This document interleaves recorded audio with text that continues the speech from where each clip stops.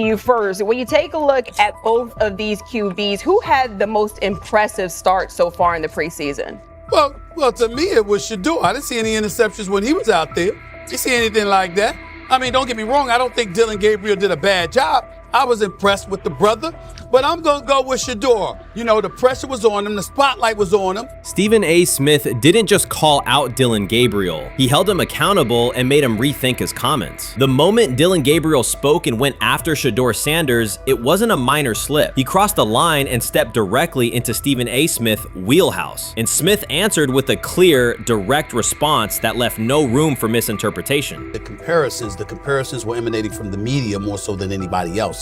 And that's what I think, that's exactly who I think he was directing his comments towards. Having said that, Dillon Gabriel, respectfully, it was stupid. A very dumb comment to make. First of all, let me tell you something right now. In every walk of life, far beyond the parameters of a football field. This wasn't casual sports commentary, it was a decisive critique. Dillon Gabriel's comments were taken apart by Stephen A. Smith with clear, direct points. Gabriel, a quarterback with solid stats but limited top-level achievements, chose to take a public shot at SHEDEUR Sanders. SHEDEUR, who has handled sustained media scrutiny and on-field expectations, became the target of an unnecessary criticism. Smith responded by challenging Gabriel's standing to make that claim, and by defending Sanders on the facts. The outcome was clear. Gabriel overreached, and Sanders didn't deserve the hit. Dan Orlovsky would sit up here in comparison to SHEDEUR Sanders, who did no such thing, and say, hey, thought he looked better. I got to give him the edge here. I thought it wasn't bad. A pick six and a fumble, and we can get over fumbles. Have you heard anybody say that? I know it's possible. Have you ever heard anybody say, we get over? Stephen A. Smith responded immediately. As soon as Dillon Gabriel made his comments about SHEDEUR Sanders, Smith delivered a clear, point-by-point critique that drew national attention across the NCAA media cycle. Dillon Gabriel has a reputation as a good quarterback, not a dominant one. He can post strong numbers against opponents like Tulsa, but his performance has been inconsistent when the stakes and competition rise to playoff level. Well, those who produce get treated differently than those who don't. What he said echoes the mentality of all of America practically, and most certainly the world, as we see things being globalized more and more every day. It was a stupid, idiotic, immature comment, because clearly you were feeling the heat because a lot of people was talking about how SHEDEUR should be QB. Dillon Gabriel is a capable quarterback, but not a standout. Even so, he chose to talk down to SHEDEUR Sanders, a quarterback who has navigated constant scrutiny and pressure and still represents the future of a program that was struggling before he arrived. The comparison was weak. The criticism was unnecessary. Stephen A. Smith recognized that and dismantled Gabriel's argument with a clear, direct response. How the Browns react to this, how the locker room reacts to this, how SHEDEUR reacts to this, because it was a clear shot at SHEDEUR. But let's say Dillon Gabriel's talking about the media. How could you be a brand new quarterback in the NFL and the first time you get behind a mic after your first game, you throw the media under the bus? That's arrogance. Stephen A. Smith excels in moments like this. When Dillon Gabriel made his remarks about SHEDEUR Sanders, Smith responded with a focused, direct critique. He questioned Gabriel's standing to make that claim, noting that Gabriel has transferred between programs and has not been a Heisman finalist. Without theatrics, Smith laid out why Gabriel's resume doesn't justify taking public shots at Sanders. Smith's point was clear. Targeting SHEDEUR Sanders, a quarterback central to his program's future and consistently under intense scrutiny, was misplaced. Gabriel's criticism lacked the substance to support it, and Smith methodically showed why. Content today on his 42nd I want you to be meaner. Birthday. That's number one. Number two, after the game, the Browns head coach Kevin Stefanski said there was a mix-up in the routes and that players were in the area that they shouldn't have been. Look at Stephen A's face. Look at Stephen A's face. Look Stephen A. Oh my Lord. The strength of Stephen A. Smith's response was that he didn't just address Gabriel's remarks. He challenged the image around him. Dillon Gabriel often presents himself as an overlooked contender ready to surprise. But the reality is that his profile hasn't commanded broad attention. It's a clear reminder that not every opinion carries equal weight. In defending SHEDEUR Sanders, Stephen A. was direct and precise. SHEDEUR isn't just a quarterback. He is Deion Sanders' son, which subjects him to scrutiny far beyond anything Gabriel has faced. Even under that pressure, SHEDEUR has maintained his composure, shown confidence, and delivered in key moments that helped revive a program many had written off. Stupidity, all of it. I thought it was a clear shot at SHEDEUR due to the fact that his Oregon coach threw a shot at Coach Prime and SHEDEUR during their meeting at Colorado last year. But you know what? The cream rises to the top. Let's see what happens this week. I see a lot of the media talking about they think it was about the media and not about SHEDEUR. And I think that's a chess move. For Dillon Gabriel to take shots at SHEDEUR Sanders was a miscalculation. Stephen A. Smith made the mismatch clear. Gabriel's attempt to shame Sanders was unnecessary and counterproductive. You don't target Deion Sanders' son when Deion has turned Colorado into primetime television. It underscored that Dillon Gabriel has often played with a chip on his shoulder because the spotlight hasn't followed him. He has been around long enough to compile numbers but not to earn broad respect. That's why going after SHEDEUR was misguided. Sanders, despite ups and downs, drives headlines. Gabriel's most notable headlines have been his transfers. Stephen A. Smith pressed that point without hesitation, challenging Gabriel's standing and leaving his argument looking like a forced throw that turns into a pick six. You know what? Still needs to thank me a little bit more for that restaurant I treated him and his family to, because it was big time, and stop embarrassing me by going places and trying to use coupons. That's how pathetic he is. The point is that a pick six and a fumble is usually considered a bad day. Stephen A. Smith didn't need to raise his voice to make the point. He presented Dillon Gabriel as a player whose talk outpaces his resume and defended SHEDEUR Sanders with clear comparisons. That's why he called Gabriel out so directly. The comparison wasn't just unfair, it was forced. Now look at Gabriel's record. The numbers are solid and he can win against average defenses, but the resume lacks defining markers. There's no sustained Heisman contention, no late season surge that reshaped the national picture, and no postseason moment that cements a legacy. The track record reflects steady production, not top-tier impact. That's the gap Smith underscored. Gabriel's criticism of SHEDEUR Sanders wasn't supported by what he has accomplished, while Sanders continues to carry a program under constant scrutiny. Let's see some of them step up and make some plays out there. Ain't no way. Gabriel Ain't no way. He's not built like that. No way. And this one is picked off and going back the other way. Oh my God, why did he stop playing? Now it's a foot race. And that is that.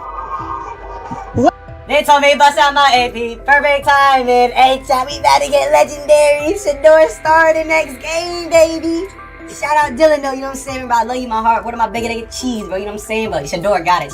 SHEDEUR Sanders is a national brand who draws viewers for both performance and result. Dillon Gabriel's attempt to diminish him read as resentment. And Stephen A. Smith called out the insecurity and lack of awareness directly. Colorado under Deion Sanders is prime time, and SHEDEUR sits at the center of that spotlight. If Gabriel expected the sports world to agree while he took a shot at SHEDEUR, he misread the moment. Smith dismantled the argument and questioned the credibility behind it. Gabriel will move on. He'll keep playing, give interviews, and have fans, but this exchange will trail his media profile as a reminder of a misstep. It's a clear example of a resume that doesn't justify taking public aim at a quarterback carrying that level of scrutiny and responsibility. For the Cleveland Browns preseason game today is that the way that some white folks watched SHEDEUR Sanders last week is the way that some black folks were watching Dillon Gabriel today.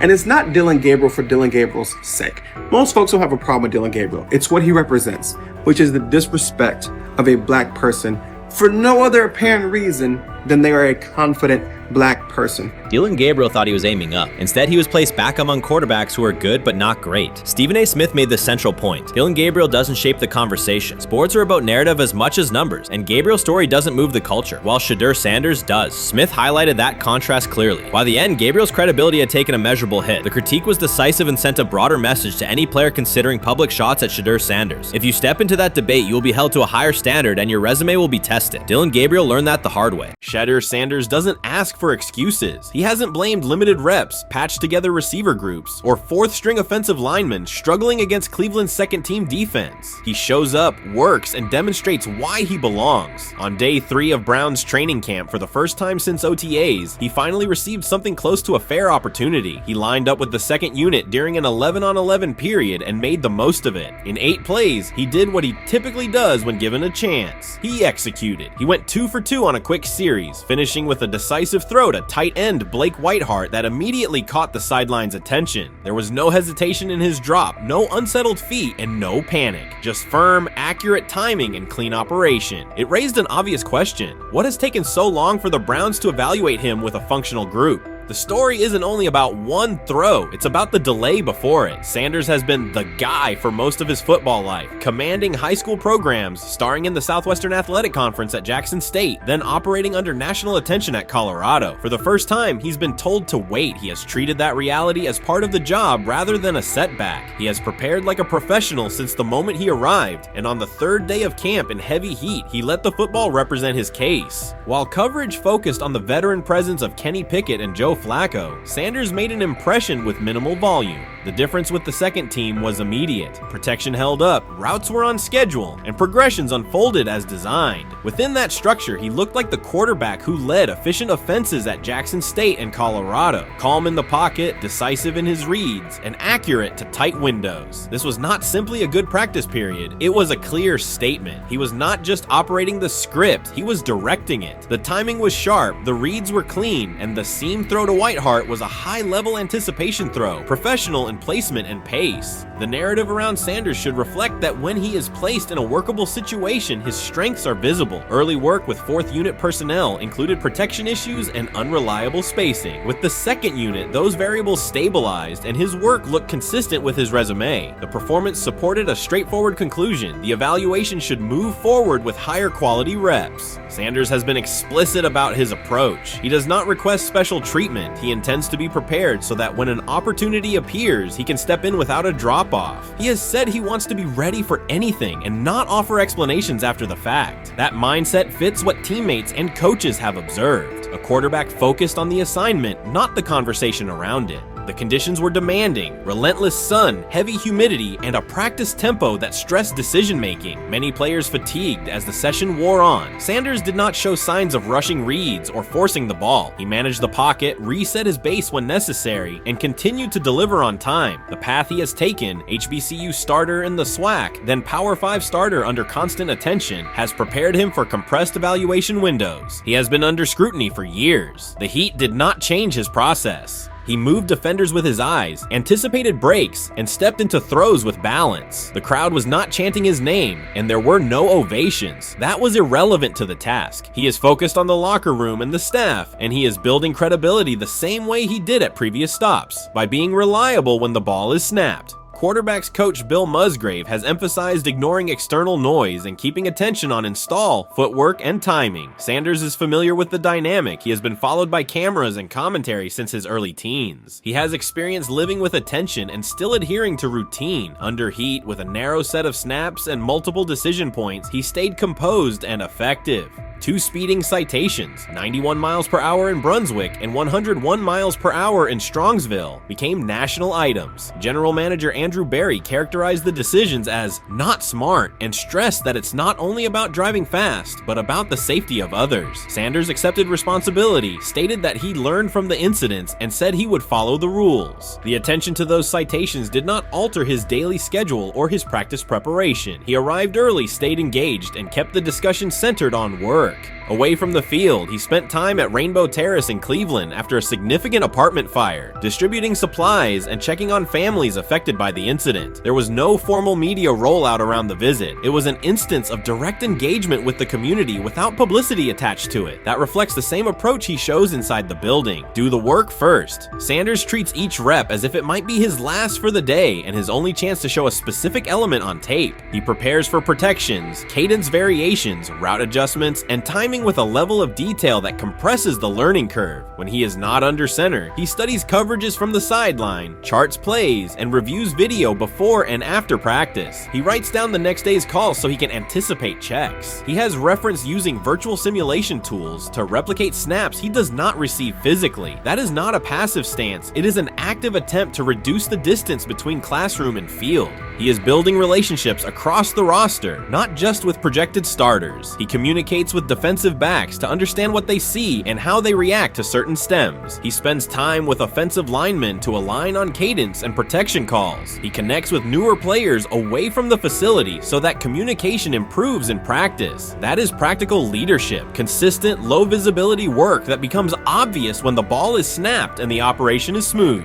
3 days into camp, a central question remains. Why hasn't he taken a first-team rep? Flacco has seen work. Pickett has seen work. Dillon Gabriel has been cycled in. Sanders has remained behind all three on the depth chart while producing efficient periods when provided stable support. Head coach Kevin Stefanski has not publicly detailed the plan for distributing first-team snaps among the quarterbacks. When asked, Sanders answered that it is not his place to comment on rotation decisions. That response aligns with his day-to-day conduct, respectful, professional, and centered on the next assignment. The staff is managing a room with a Super Bowl MVP, a former first-round pick, multiple rookies, and a new set of combinations on the offensive line. That creates a set of decisions about exposure, pacing, and evaluation windows. Within that context, Sanders has presented a clear case for additional evaluation. He has shown he can execute the offense as designed when the variables are standard. Musgrave has a long-standing connection with the Sanders family through his time as a teammate of Deion Sanders in San Francisco. That familiarity supports direct communication. It does not guarantee anything about the depth chart, but it does help streamline teaching, feedback, and expectation setting. Inside the defensive back room, veterans such as Denzel Ward have provided perspective on timing, leverage, and eye discipline that Sanders has incorporated into his preparation.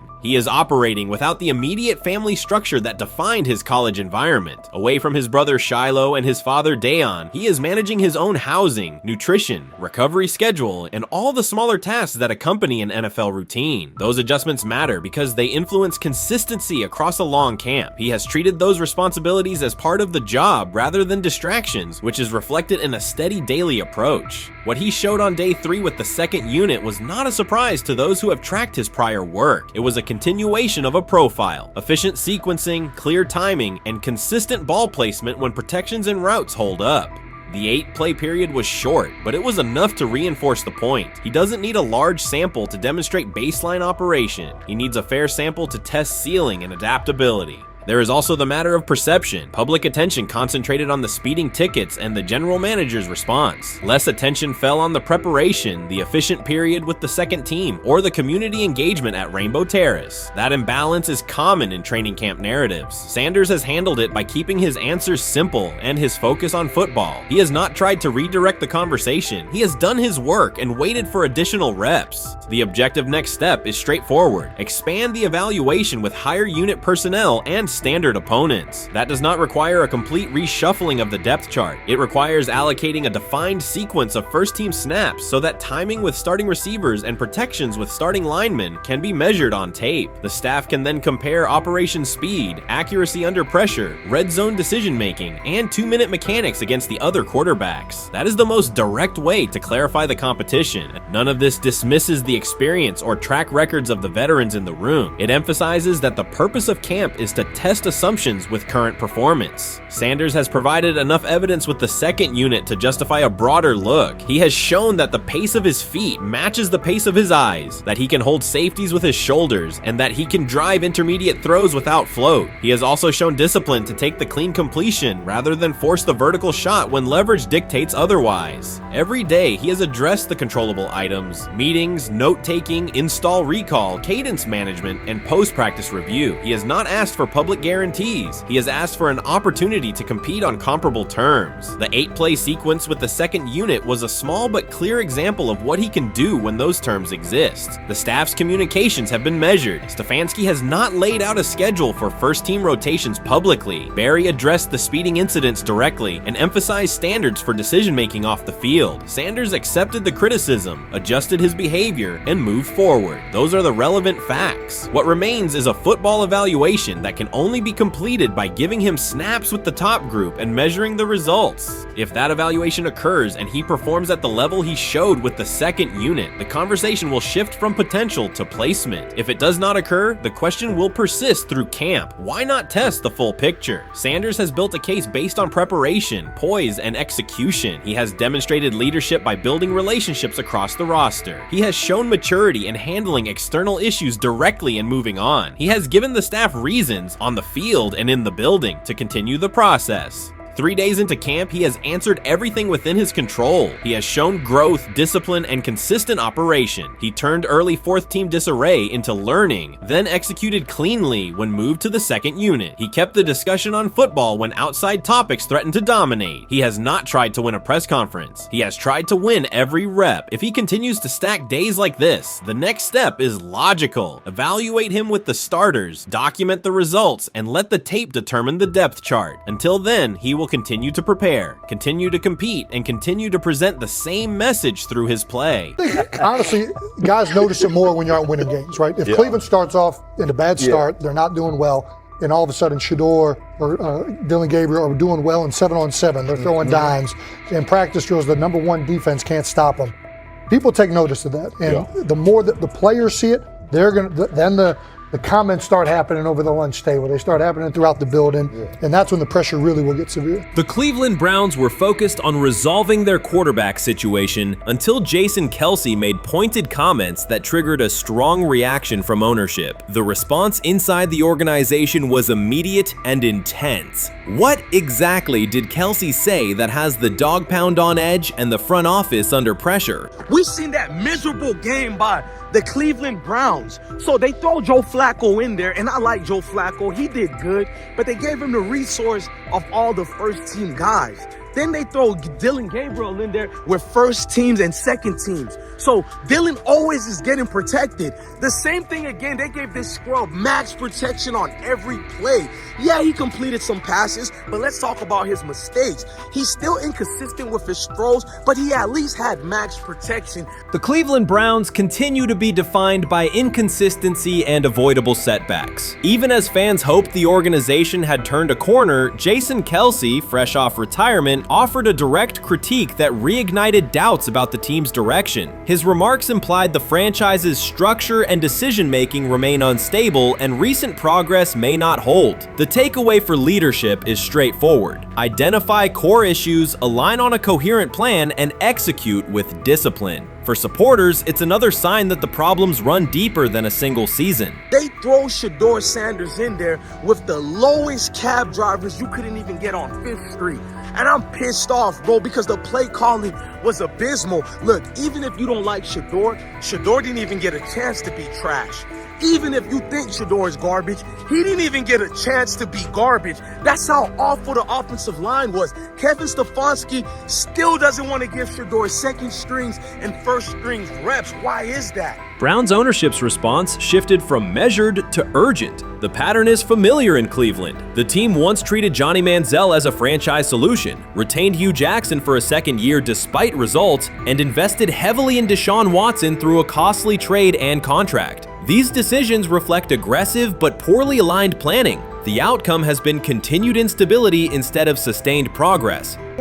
That this was the guy that they wanted to start. He's seasoned, he's experienced, he still has a big-time arm, even at his age, and they open with the Cincinnati Bengals. They wanted that experienced guy. He was always going to be the guy. They were not going to start Dillon Gabriel or SHEDEUR Sanders in week 1. Kenny Pickett had a hamstring injury. It makes it easy to go with Joe Flacco. And the question isn't and wasn't going to be who's the starter in Cleveland. The question is, who's going to be the backup in Cleveland? Who's going to be the number 2 quarterback when they open the season against these Bengals? Fans still show up season after season, expecting improvement and bracing for setbacks. The usual pattern has been early optimism followed by a gradual collapse. But last season was different. For a sustained stretch, the Browns looked organized and competitive, resembling a functioning team. Couple days, 3 days until roster cutdowns. How do you feel about that? Do you feel like you belong here on this team?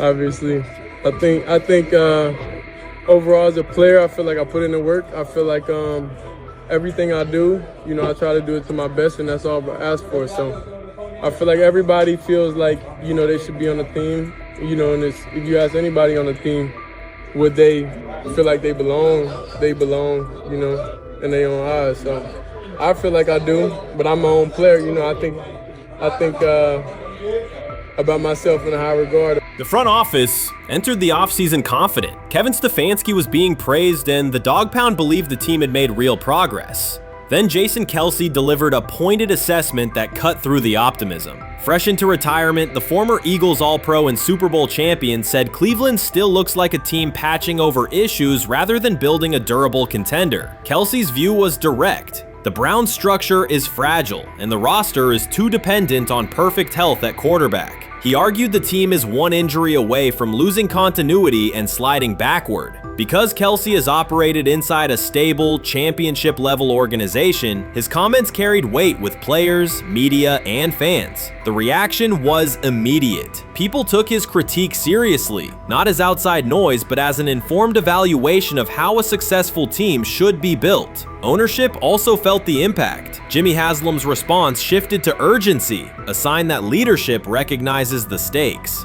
The criticism arrives in the context of prior high-risk decisions, especially the fully guaranteed $230 million commitment tied to Deshaun Watson. Watson has missed time and shown inconsistency when available, and the contract has constrained flexibility. Kelce's remarks highlight why depth, alignment between the front office and coaching staff, and a clear contingency plan at quarterback are non-negotiable. The takeaway is straightforward. Cleveland must convert last season's progress into a stable framework, protect the quarterback, deepen critical positions, and establish a plan that survives injuries and short-term setbacks. Without that, the games that fueled optimism will remain temporary. If you're a betting man, who do you think starts for the Browns at quarterback? Okay, this is the situation. Kenny Pickett, they actually traded for him. Joe Flacco, no one's bringing Joe Flacco in the building thinking Joe Flacco's going to be the starter. If Joe Flacco is your starter, you got a problem. You have a huge problem. And if they were saying SHEDEUR was the starter as the 5th rounder, you got a real problem too, because he passed over all these guys in these reps in the offseason in shorts, in bikini shorts, Speedos and stuff. Like, no. That kind of stuff. So I'm not that surprised when you put down a 3rd round pick on a quarterback. You do believe he has a certain skill set. Jason Kelce stated the obvious. Cleveland committed to a quarterback who hasn't played at an elite level in years, and Joe Flacco's playoff run didn't change the long-term outlook. Ownership appeared more upset that the criticism was public than by the substance of the critique. Many fans agreed. They've seen this pattern before. Rosters age, injuries are inevitable, and when a single contract dominates the cap, one setback at quarterback can undermine the entire season. Kelce's broader point was about structure. The Browns prioritized the high-cost, uncertain starter over depth and contingency. The late-season surge masked issues that remain: limited cap flexibility, thin depth at key positions, and an offense that lacks a credible Plan B. Fans recognize how quickly a strong defense can decline with injuries, and how an offense without redundancy stalls. The AFC North raises the stakes. Baltimore with Lamar Jackson sustains a top standard. Cincinnati with Joe Burrow returns to contention when healthy. Pittsburgh rarely slips below .500 under Mike Tomlin and wins with defense and consistency. In that environment, Cleveland can't rely on perfect health or peak form from one player. The path forward is clear. Diversify cap allocation, reinforce the offensive line and receiver depth, carry a legitimate backup plan at quarterback, and install a scheme that functions regardless of who is under center. Given what we saw yesterday with SHEDEUR Sanders, somebody on the Cleveland Browns is 100% getting fired, probably by the end of this year. The person who's probably going to end up getting fired is Kevin Stefanski, because I know that he didn't want SHEDEUR Sanders on the team. It was Andrew Berry who made that pick. you can't really go against your GM. Bad things happen in this situation. But SHEDEUR Sanders is not without fault for what we saw yesterday. This is the play that we saw yesterday that has the internet just exploding, where SHEDEUR Sanders took like a 24-yard sack. Half of the internet is saying that this is all Kevin Stefanski's fault. Cleveland showed progress last season, but the underlying concerns remain. Jason Kelce highlighted them directly. The Browns' long-term plan is fragile, cap-constrained, and overly dependent on perfect health at quarterback. His comments focused attention on structural issues, roster depth, continuity in coaching, and a sustainable offensive approach, rather than a single hot streak. That criticism resonated because it reflected what many around the league already see. Ownership's reaction underscored the sensitivity. Jimmy Haslam has presided over frequent coaching and quarterback changes, and external scrutiny carries weight when it comes from a respected veteran with championship experience. Kelce's remarks reinforce that last year's Joe Flacco stretch was a short-term solution, not a foundation. The team still needs a durable plan that can withstand injuries and inconsistency. The practical takeaway is clear: stabilize the system, diversify cap usage, and build depth at key positions so the offense functions regardless of who is under center. That includes a coherent development pathway for younger talent such as SHEDEUR Sanders, with defined practice reps, protection, and scheme alignment. Kelce didn't say anything outrageous. He articulated the gap between a brief surge and a credible long-term contender. I have the faith of a mustard seed. Right, because this is the greatest resurrection since Jesus the Christ. Right, like at some point, Joe Flacco was thinking about getting into TV. Yeah. Right, Joe Flacco didn't have a job, and then now you not only come back and start for the Cleveland Browns late in the 2023 season, but they came back around to you. You're now the day one starter for a franchise that just 2 years ago was in the playoffs. The Browns' quarterback situation remains unsettled. Deshaun Watson was expected to be the long-term answer, but injuries and inconsistent play have prevented him from reaching an elite level. When the team turned to Joe Flacco after Watson's season deteriorated, Flacco immediately lifted the offense and produced results that highlighted the gap between expectations and reality. That a 39-year-old late addition could outperform a $230 million starter was not just a short-term surprise, it raised fundamental questions about roster construction and evaluation. Quarterback depth has been fragile, and the late-season surge masked broader structural problems. Jason Kelce's remarks made that clear. Cleveland is vulnerable if the starter is unavailable, cap flexibility is limited, and the offensive plan lacks a stable contingency. His critique drew attention to leadership and planning as much as on-field performance. Jimmy Haslam's strong reaction reflects the pressure on ownership. The organization has promoted a message of stability and progress, but Kelce's assessment suggested those gains are not yet durable. The path forward requires a realistic approach to the cap, a credible backup plan at quarterback, and a system that holds up regardless of personnel. He lied to us all when he said that this was going to be an open competition, a four-man open competition when it comes to the QB situation up there in Cleveland, in which, from the looks of it, all we've seen it be was a three-man race. The only people that has been getting reps in with the first team or with the veterans are Joe Flacco, Kenny Pickett, and Dillon Gabriel. We've never seen my boy SHEDEUR Sanders get a chance to get in. Even with him doing the things that he has been doing up there, he has yet to get in with the... SHEDEUR Sanders was caught off guard by Coach Kevin Stefanski's recent remarks, which have sparked talk of bringing in another starting quarterback. Commentators are debating whether Stefanski's comments reflect eroding confidence in Sanders or a brief lapse in judgment, but the rookie now faces intensified scrutiny over his role. The Browns, we got an analyst that says that SHEDEUR Sanders should have some kind of a ban? Banishment of some kind? Come again? Say what? For what? And we've got, this would be more troubling. If I'm a Browns fan, and this is where we're going to start, potential dissension in the ranks of the front office and the coach. And over what? Quarterback. When a program's headline quarterback suddenly becomes the subject of sideline murmurs and quiet searches for replacements, the situation is unmistakable. It's a breach of trust. SHEDEUR Sanders, the passer who put Colorado back in national conversations with his production and profile, has just received a clear message that his job security is in question. Coach Kevin, the assistant previously considered to be in Sanders' corner, made remarks that ignited speculation about changing quarterbacks. Fans, analysts, and even Deion Sanders are now reassessing the team's unity and its true plan for the position. The comment was no accident. It was a deliberate signal that the staff may soon elevate a backup. For perspective, SHEDEUR Sanders did not step into ideal conditions last season. He was sacked so often that Colorado could have dedicated a locker to every opposing edge rusher who reached him. Could I possibly go to bat for Kevin Stefanski as a great head coach? No, I couldn't. Could you go at bat against him, saying he's a horrible head coach? No, I can't. I think that's why we fall in the middle. I think that's why in a lot of these discussions, and that's why a lot of the rankings, you see him right now in that 15 to 20 range, somewhere in that middle pack of NFL head coaches. I've said earlier, Kevin Stefanski has already been given more head coaches than any coach I've ever seen in Cleveland.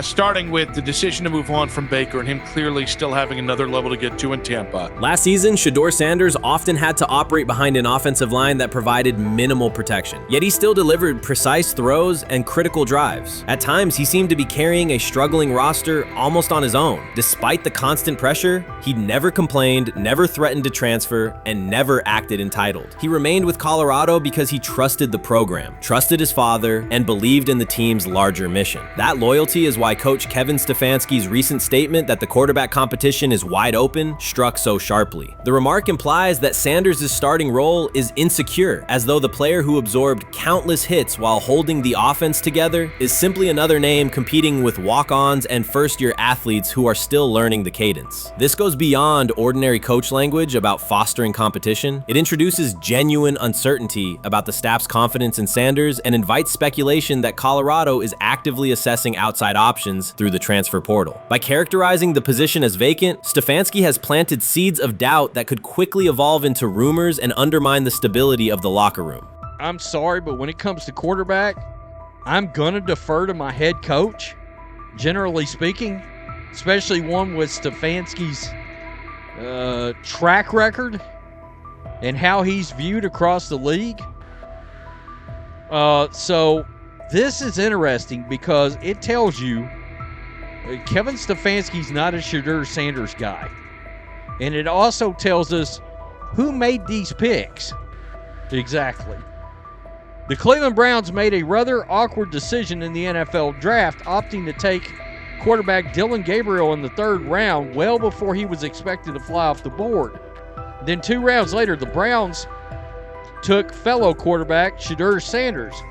So what exactly is going on? Discussion has begun about whether Colorado is actively evaluating another quarterback and preparing for life after SHEDEUR Sanders. Analysts are debating whether Coach Kevin's move is calculated strategy or a misstep that jeopardizes team stability. Sanders remains a top NFL prospect, Deion Sanders' son, and the program's public face. His highlights dominate social media and his jerseys outsell the team's victories. Yet he is once again being asked to reaffirm his position. The issue is more than routine roster management. It intersects with the family dynamics that shape the program. By portraying the quarterback job as open, Coach Kevin signals to both SHEDEUR and Deion that the staff is willing to move on despite Sanders' stature. For SHEDEUR, sitting through film sessions while hearing talk of potential replacements adds an unwelcome layer of uncertainty to an otherwise proven resume.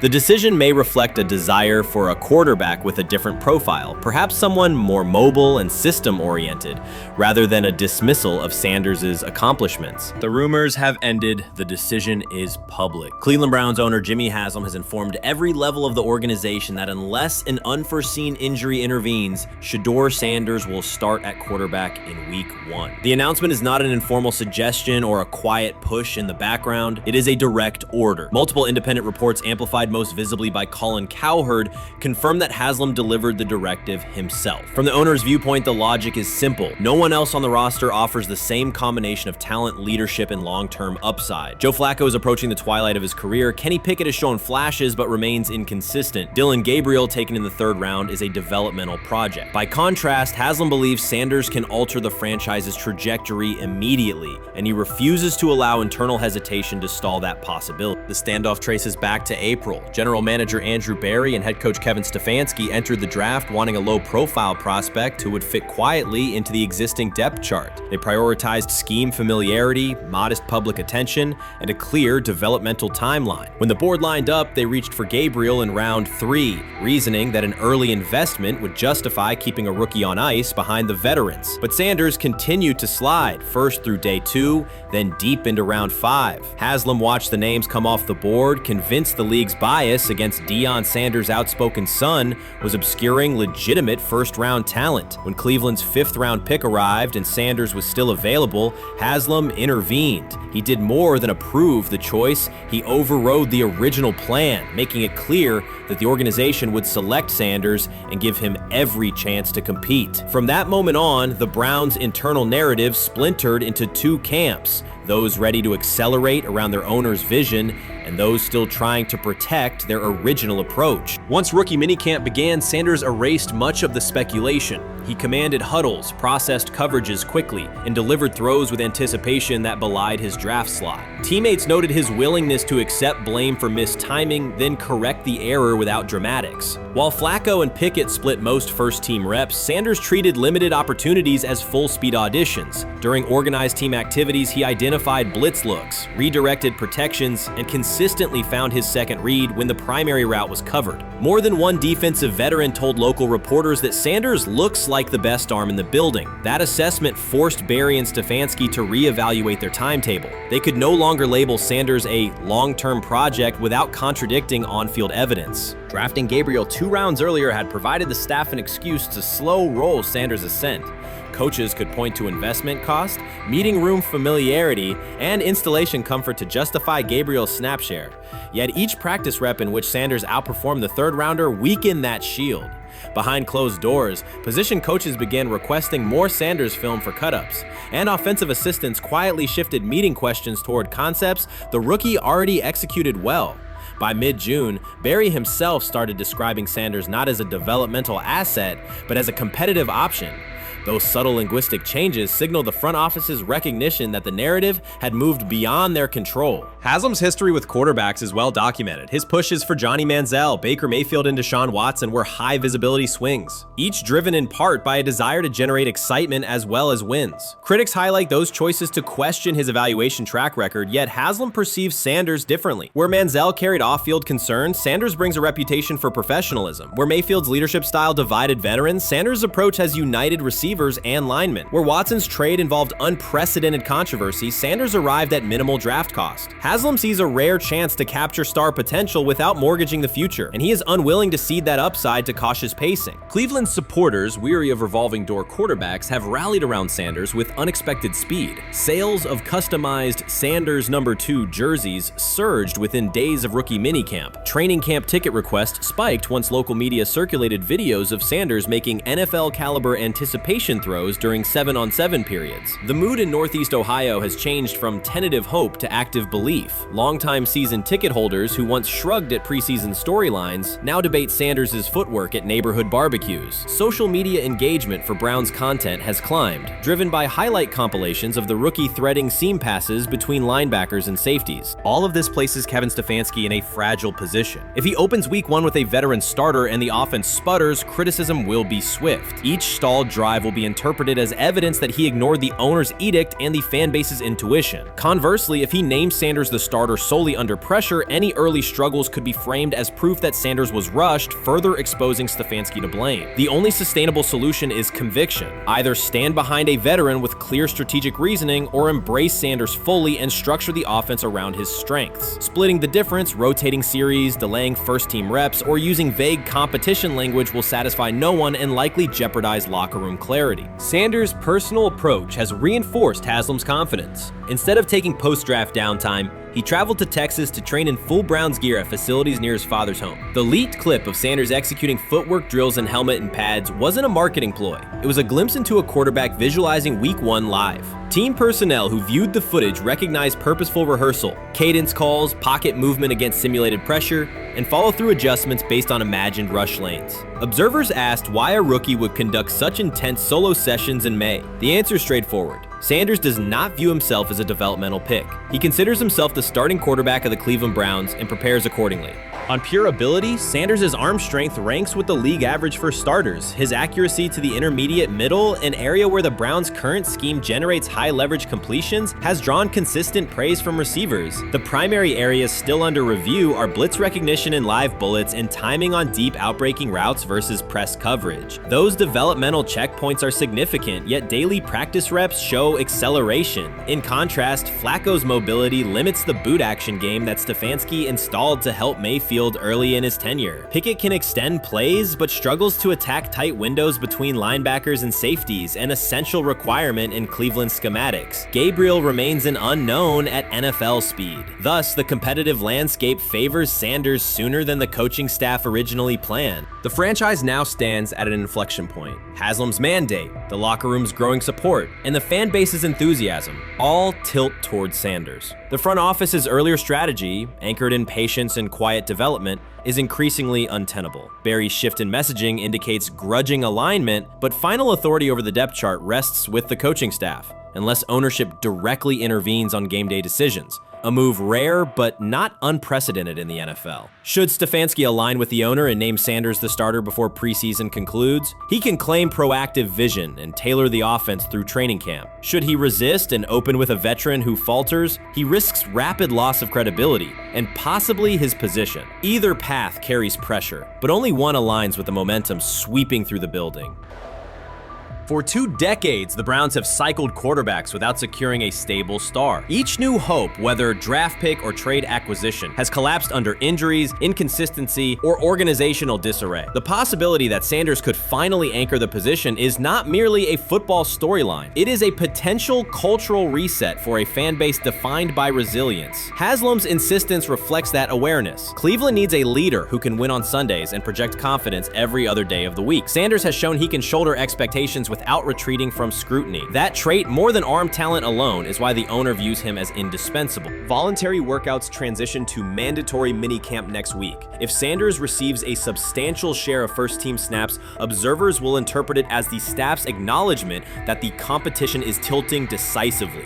A public declaration may not follow immediately, but every rep allocation is a signal. If, however, the staff continues funneling most top unit snaps to Flacco or Pickett, tension will escalate. Local media will question the evaluation process. National analysts will debate the merits of letting a rookie learn through live action versus controlled practice. Inside the facility, players will recognize any disconnect between performance and opportunity, and unity could fray. The Browns have reached a decisive moment. SHEDEUR Sanders has demonstrated the skill, poise, and work ethic to justify starting in Week 1. Jimmy Haslam has publicly positioned him as the future, and by implication the present of the franchise. Kevin Stefanski and Andrew Barry must either endorse that vision or brace for the consequences of delaying it. For Cleveland fans, the significance is clear. A legitimate chance to exit the cycle of quarterback uncertainty and rally behind a signal caller capable of commanding the field and galvanizing the city. Whether that opportunity is seized promptly or postponed will define the Browns' 2025 season and likely the tenure of the decision makers involved. I view things as I got time. I got time to be able to grow and mature, and be able to understand the ins and outs of the defenses and be able to get the good insight from the vets in the room. So I look at it as, a plus. And whenever, it's time for me to play. SHEDEUR Sanders rolled into Browns camp and instantly made the whole practice feel like a recess pickup game. NFL vets suddenly looked like they'd forgotten the playbook and were just trying to keep up. With that being said, I see some balls coming out of SHEDEUR Sanders at that camp, and I'm like, kind of looks like a guy. Yeah, I'm ready. He can sling it. Ready to I see him, some of the veterans, how they talk to him, mic'd up, see what he's doing in the community. Talking about Njoku there? Njoku, Mike Knapp. Yeah, once you see, different little interactions and things like that, I know he has the talent. We'll see. It'll be a competition that usually brings the best out of guys, especially young guys. So I'm interested to see how that quarterback situation. Right after SHEDEUR Sanders tightened his cleats and the Browns settled in for what they figured was a routine camp day, the whole vibe tilted sideways. No blazing comet, no UFO touching down at midfield, just a swagger-charged quarterback striding in like he'd crashed the wrong league and thought, yeah, I'll stick around and run this show. The Browns had no clue what storm was rolling in. You'd expect an NFL team to do a quick scout, maybe pull up a highlight reel or two, but nope. They greeted SHEDEUR with a shrug, only to watch him seize the field on snap 1 and run the whole operation like a seasoned pro. First and foremost, he's been the best quarterback in camp. Now look, Joe Flacco ain't had many opportunities. There was a whole day I saw he didn't throw the ball at all. Here's my theory on the situation. They already know who's starting in the number 2 is. They already know. Joe Flacco and SHEDEUR Sanders is already locked up. You're missing the boat, people. You're missing the boat.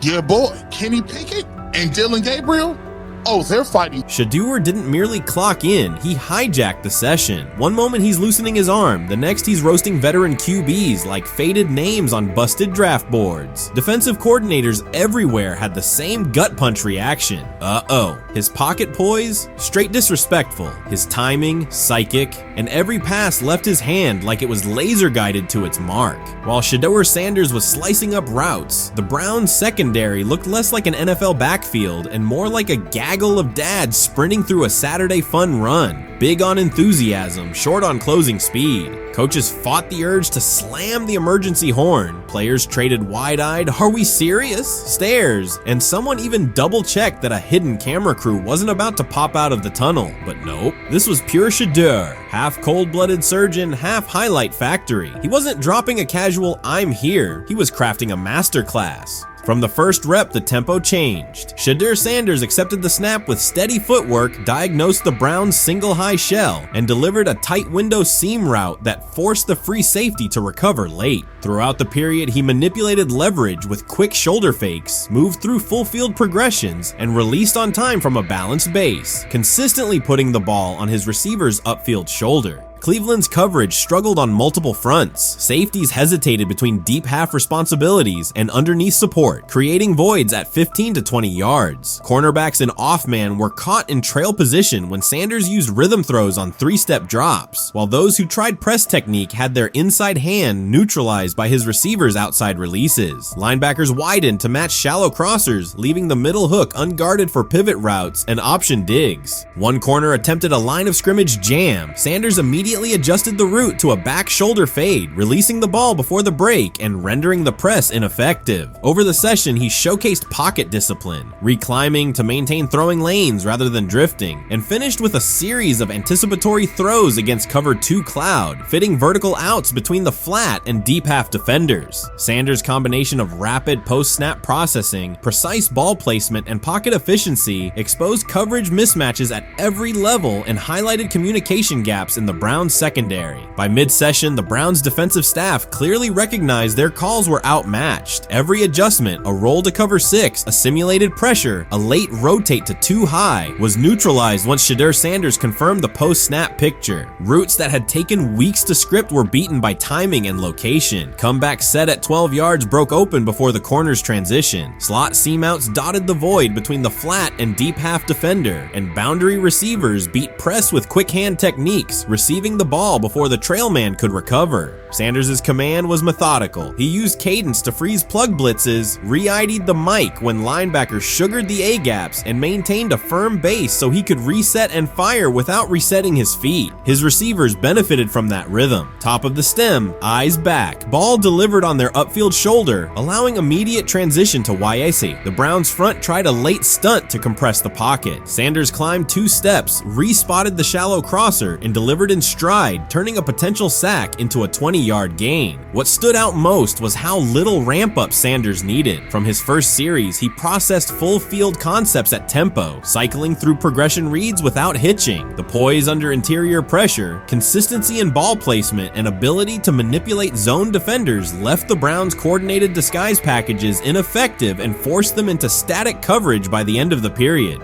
In short, Sanders' efficient mechanics, rapid processing, and anticipatory accuracy rendered Cleveland's defensive game plan ineffective at every level, from pre-snap disguise to post-snap spacing. Imagine there's many people that think Dylan Gabriel's a better quarterback than SHEDEUR Sanders. I don't care where they were drafted.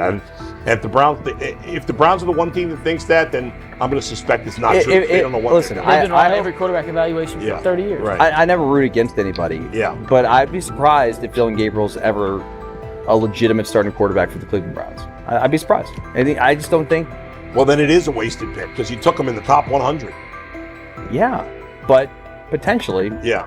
may get away with it because of SHEDEUR. An edge rusher chirped at SHEDEUR Sanders between snaps, hoping to shake his rhythm. On the very next play, Sanders answered with a 30-yard laser, a deep dig from the boundary side that split the single high safety and the trailing corner. He hit the top of a 5-step drop, kept a firm base, and delivered on time to the receiver's outside shoulder, turning what should have been a routine rep into a sudden change explosive. From that moment on, every coverage wrinkle the Browns tried, rotating from cover 3 to quarter half, flashing a Tampa 2 shell, mugging both A-gaps, was met with a precise counter. When corners pressed, Sanders adjusted the route to a back shoulder fade. When safeties widened, he checked to a glance post. When linebackers bailed, he found the running back on a delayed option out of the backfield. Even late simulated pressures couldn't move him off his spot. He simply climbed, reset his feet, and fired. As Cleveland's defenders rotated through checks, Sanders manipulated them with cadence and eye discipline. He froze weak side safeties long enough to create intermediate windows, then feathered the ball into those lanes before help could arrive. When the Browns finally dropped 7 and matched every route, Sanders tucked the ball and converted 2 separate 3rd and 6 situations on the ground, reminding everyone that his mobility is as calculated as his arm. By the end of the session, the defensive coordinator's call sheet looked obsolete. Sanders had neutralized blitz looks, exposed spacing issues in zone, and forced the unit into static base coverage just to survive the period. It wasn't a camp drill anymore. It was a clinic on timing, processing speed, and controlled aggression, delivered snap after snap by a quarterback who never needed a warm-up lap to own the field. They never planned on taking him. The problem is, like Ocho Cinco said, you got somebody that has endeared himself to the locker room. And guess what? The difference between him and Tim Tebow, the biggest one, is he can play. He can throw the ball. Tim Tebow running around being an H-back, he can throw the ball. And he's done everything he needs to do. He ain't saying nothing. He ain't rocking the boat. He ain't mad about the reps. He ain't mad about none of that. All the people out there want to see is this, like Tyler said earlier. We want to see what he can do with Jerry Jeudy. That's it. I want to see what he can do with David Njoku. I want to see him with Junkins. I want to see him with the first running backs. If you are cooking, if you are beating down the doors with the 3s and 4s, guess what?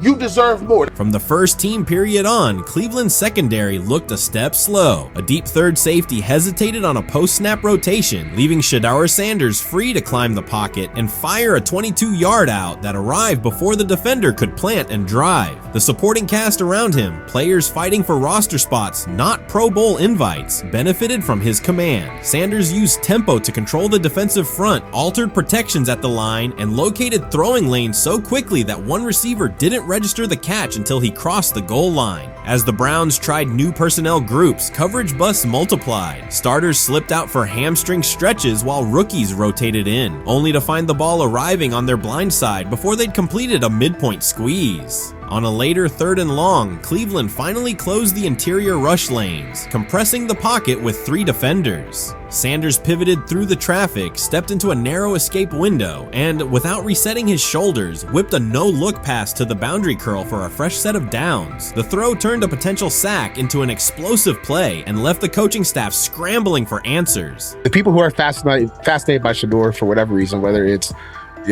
his play, I guess, last year was kind of fun. If you're just like a guy who grew up like loving Deion Sanders and passed that love on down to your kids, I can see why you're like that. The one thing I will give them is you're looking at this quarterback room. If you're a fan of SHEDEUR and say, why can't he go beat Dillon Gabriel or Joe Flacco or Kenny Pickett? So I do understand that part of it, right? Because why not? Why couldn't he be a Brown starter in October or November? That looks like a quarterback room where everyone will get a chance to start. Chris Carter's televised assessment of SHEDEUR Sanders triggered immediate pushback from Cleveland fans, local media, and even several Browns veterans. Carter dismissed Sanders, a 5th-round pick, as unprepared to start and framed the growing interest around him as purely a byproduct of surname recognition. Since that segment aired, practice reports have told a very different story. Observers inside the Browns facility describe a rookie quarterback who is closing the gap on Kenny Pickett and Dillon Gabriel with surprising speed. Sanders first turned heads in rookie minicamp by directing the huddle with a calm that belied his inexperience. Position coaches reported that he rarely repeated mental errors during installation periods, a trait they rank highly when grading young quarterbacks. In organized team activities, he showed consistent timing on intermediate routes, kept turnover numbers low in 7-on-7 periods,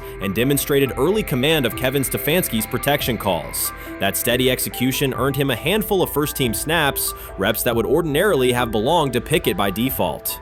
By mandatory minicamp, the rotation had shifted again. Practice notes from beat reporters detail the rise in Sanders' workload each day. Red zone series against the starting defense, 2-minute drills, and full field scrimmage possessions in which he checked out of called plays when fronts dictated it. Mary Kay Cabot, initially skeptical Sanders would challenge for game day snaps in 2025, wrote after consecutive sessions in mid-June that his footwork, release speed, and pocket management had, quote, meaningfully tightened since rookie camp. Her tone marked a clear departure from early spring projections that labeled Sanders a long-term developmental project. The broader quarterback context in Cleveland magnifies that progress. Deshaun Watson's availability and form remain uncertain after 2 injury-interrupted seasons, while Pickett's transition from Pittsburgh has been uneven. Dillon Gabriel's arm strength is evident, but coaches continue to stress hesitation in his full-field reads. Against that backdrop, Sanders' quick decision-making and mechanical efficiency have begun to look less like a pleasant surprise and more like the roster's most reliable short-term plan. Inside the locker room, acceptance has followed performance. Wide receivers cite Sanders' ball placement on outbreaking routes, noting that the ball routinely arrives on the upfield shoulder, a small but essential detail that allows for yards after the catch. Offensive linemen appreciate his pocket awareness. Joel Bitonio remarked privately that Sanders slides up instead of bailing when edge pressure flashes. Defensive backs say his eye discipline forces them to hold coverage longer than they expected against a rookie. Such cross-positional respect develops only when day-to-day tape shows tangible improvement. The reaction to Carter's critique highlights a recurring double standard applied to young black quarterbacks. Traits celebrated as swagger or confidence in other players were labeled arrogance when associated with Sanders, yet the quarterback himself has not responded publicly. There have been no subtle social media jabs, no mention of critics and interviews, only repeated references to competing for every rep and learning from veterans. That measured approach, combined with hard evidence from practice, has softened earlier doubts among coaches who prioritize demeanor as much as arm talent.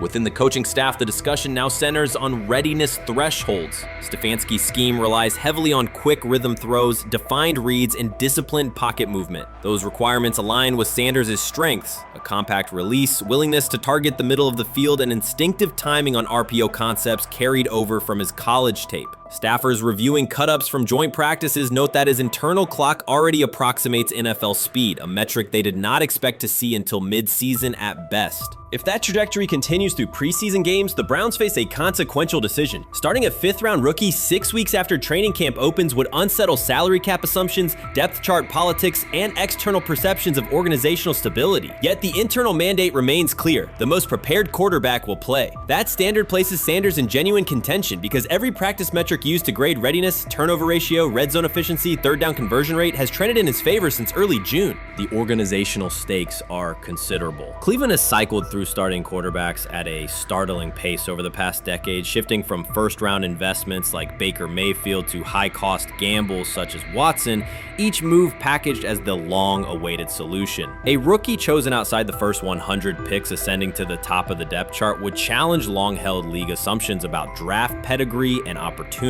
It would also validate the evaluation philosophy that prioritized Sanders' intangibles: processing speed, leadership presence, over conventional arm strength thresholds that pushed him down the draft board. Carter's televised remarks now sit awkwardly alongside daily updates from Berea. His critique relied on pre-draft labels and the presumption that a late-round passer with a famous father would need a redshirt year. Practice film contradicts that stance. Sanders checks protections at the line, manipulates safeties with shoulder fakes, and has reduced turnover-worthy throws in full-speed sessions to single digits. Statistics normally cited for veteran backups, not rookies. The longer that evidence accumulates, the more Carter's comments appear rooted in legacy bias rather than objective performance review. None of this guarantees Sanders will open the season under center. Preseason defenses test quarterbacks in ways practice cannot. Defensive coordinators will disguise pressure and boundary rotation to force late decisions. Sanders must show he can adjust protections and exploit mismatches without the benefit of a controlled environment. Yet within the Browns facility, the conversation has shifted from if he will be ready to when. Quiet confidence from Amari Cooper and other veterans suggests they believe Sanders can steady an offense searching for consistency more than highlight reel heroics. Sanders' rise also affects long-term roster calculus. If he earns the job and performs competently, Cleveland gains starter-level production on a cost-controlled rookie contract, freeing cap space allocated to other positions. That scenario could reshape roster-building strategy in a division featuring Joe Burrow and Lamar Jackson, quarterbacks whose contracts consume significant percentages of team payroll. A capable, low-cost starter would allow the Browns to reinforce their offensive line and secondary while retaining core veterans, a competitive advantage few teams enjoy. For now, the focal point remains daily improvement. Sanders continues to arrive before sunrise, reviewing the previous day's install with the quarterback coach, then staying after practice to throw on-air routes with receivers low on the depth chart. Coaches track those habits closely because consistent routine underpins performance when adversity strikes in live games. Each incremental gain strengthens the argument that readiness depends on preparation and aptitude, not draft slot. Carter's segment reminded the league how quickly assessments can become outdated when they lean on perception over evidence. Sanders' steady climb up the depth chart underscores the counterpoint. In the NFL, tape is the final arbiter. Should Sanders translate practice efficiency to preseason success, the Browns may discover that the solution to their long-standing quarterback riddle arrived quietly in the 5th round, carrying little more than confidence and a willingness to work.